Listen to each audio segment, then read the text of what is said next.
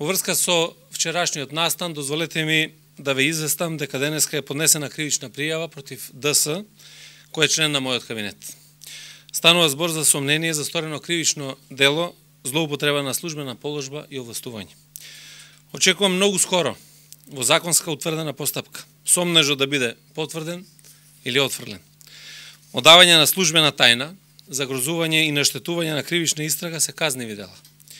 Граѓаните ни ја дадоа довербата да се бориме против криминалот и за било какви потврдени незаконски активности ќе има нула толеранција. Тоа треба да му биде јасно на секого. Министерството за внатрешни работи нема да толерира загрозување на истраги и постапки.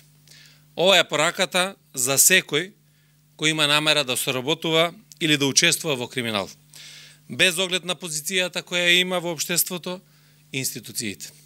Има соопштение кое што ќе ви биде доставено, таму се разработени сите детали во однос на настанот кој што се случил и на кој начин тоа е направено.